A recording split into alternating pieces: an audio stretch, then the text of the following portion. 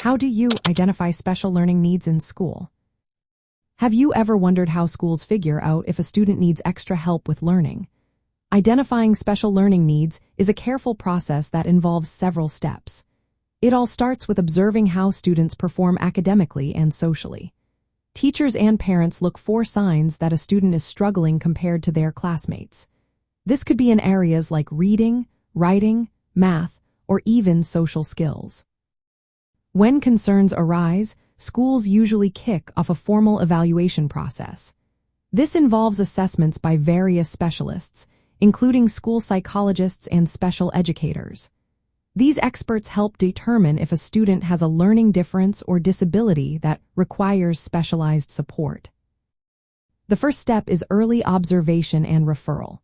Teachers and parents should keep an eye out for ongoing challenges in academic skills or behavior that impact learning. Signs might include difficulty following instructions, frequent frustration with tasks, or withdrawing from social interactions. Next comes data collection. Schools gather information from different sources, such as classroom performance and standardized test scores.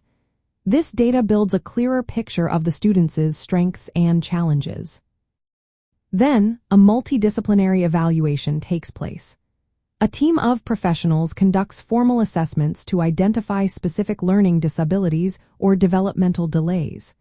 This team often includes general and special education teachers, school psychologists, and related service providers. It is also essential to consider cultural and linguistic factors. Evaluators must distinguish between learning difficulties caused by disabilities and those related to language differences or cultural backgrounds.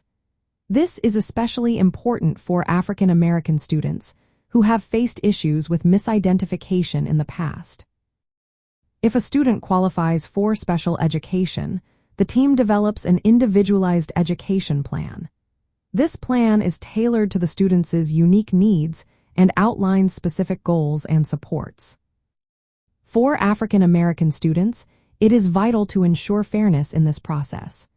Research shows that these students can be both over-identified and under-identified for special education services.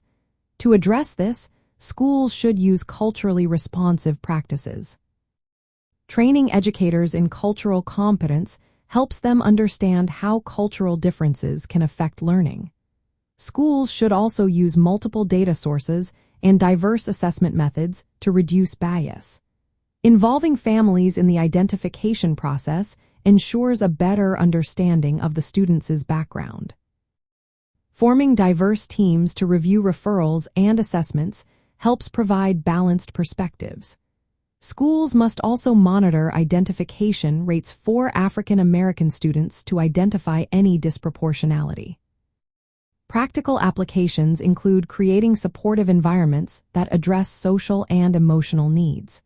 Providing targeted interventions before labeling students with disabilities is also beneficial. Schools can adopt restorative practices and behavior supports to reduce exclusionary discipline, which often affects African American students.